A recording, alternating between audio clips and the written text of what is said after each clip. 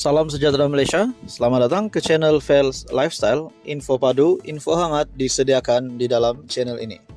Tuan-tuan dan puan-puan, sebelum ini kita mendengar bahawa ada kenyataan dari Tun Mahathir di mana kenyataan itu menyebut bahawa DAP akan mengugut Perdana Menteri Datuk Seri Anwar Ibrahim. DAP akan menggugat Kerajaan Perpaduan. Namun pada akhirnya DAP yang membidas kenyataan Tun Mahathir dengan mengatakan bahawa tuduhan dari Tun Mahathir itu adalah tidak berasas.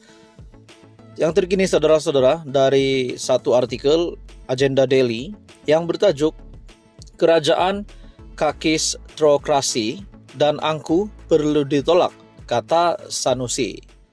Pengundi di 6 negeri perlu menolak kerajaan yang disifatkan sebagai kakistokrasi dan angkuh pada pilihan raya negeri yang akan berlangsung pada Ogos nanti. Pengarah PRN-PN Datuk Seri Muhammad Sanusi menyifatkan kerajaan campuran dipimpin Datuk Seri Anwar Ibrahim sebagai dipimpin oleh individu paling lemah apabila gagal menangani pelbagai isu sehingga membebankan rakyat. Malah terpaksa bergantung nyawa kepada seorang timbalan yang menghadapi 47 kes mahkamah. Semalam kita perkenalkan istilah kakistokrasi, government by the worst people, dan ini sedang terjadi sekarang. Kegagalan Anwar Ibrahim dan seluruh kerajaan PHBN adalah orang paling lemah membentuk kerajaan. Zahid, Datuk Seri Ahmad Zahid Hamidi, dari segi manipulasi kerusi, ahli parlimen untuk berada dalam kerajaan untuk menyelamatkan kes-kes rasuah. Anwar lemah dari segi tekanan oleh DAP untuk menurut semua kehendak DAP kerana DAP ada 40 kerusi berbanding PKR ada 31 kerusi, katanya dalam sesi khas yang disiarkan dalam Facebook TV PAS. Untuk rekod, Anwar melantik Zahid yang masih berdepan kes mahkamah sebagai TPM sebaik menjadi ketua kerajaan. Menurut Sanusi lagi, kerajaan campuran sekarang juga dilihat angkuh apabila penjawat awam kerajaan menjadi mangsa dipergunakan untuk kepentingan politik parti yang sedang memerintah. Yang kedua adalah campur tangan ahli-ahli politik dalam pentadbiran awam yang tidak sepatutnya berlaku. Saya yakin semua kaki tangan awam di semua kementerian pada ketika ini perasaan mereka kembali ke zaman 2018 hingga 2020. Kerana pada waktu itu penghormatan kepada kaki tangan awam berada pada situasi bawah sekali. Lebih malang lagi, menurut Sanusi, ketika negara dan rakyat sedang berdepan krisis, berdepan kenaikan kos sara hidup, Anwar lebih sibuk berpolitik dan menyampaikan ceramah dalam program kempen-kempennya. Saya rasa rakyat Malaysia perlu buat desakan. Ketika kita sedang menghadapi krisis yang semakin hari semakin parah, nampaknya Menteri Kewangan mengelak untuk mengambil tanggungjawab itu.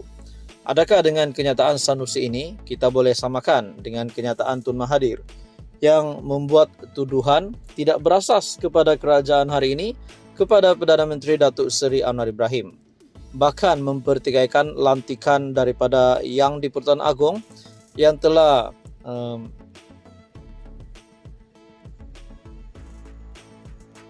di mana Yang di-Pertuan Agong sendiri berkenan untuk melantik timbalan Perdana Menteri Ahmad Zahid Hamidi.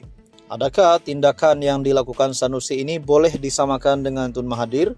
Persoalannya, adakah kedua-dua pemimpin, yaitu Tun Mahathir dan Sanusi, boleh dikenakan tindakan undang-undang? Semua itu menjadi persoalan. Teruskan bersama di dalam channel ini untuk info yang seterusnya. Mohon bantu channel ini dengan menekan butang like, share, dan subscribe. Salam sejahtera Malaysia, selamat datang ke channel Fels Lifestyle. Info padu, info hangat disediakan di dalam channel ini. Tuan-tuan dan puan-puan, satu topik menarik, satu topik panas yang pasti menggemparkan Malaysia. Dalam satu artikel dari Malaysia Kini, Datuk Seri mohon kes rasuah RM15 juta berkaitan KDN digugurkan.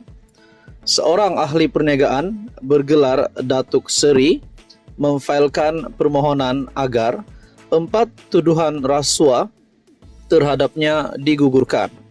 Dalam kes yang menyebut nama bekas Menteri Dalam Negeri Hamzah Zainuddin, Sim Chuh Tiam memfailkan permohonan itu di Mahkamah Session Kuala Lumpur agar dia dilepaskan tanpa dibebaskan ataupun DNAA terhadap 4 pertuduhan rasuah berjumlah RM15 juta.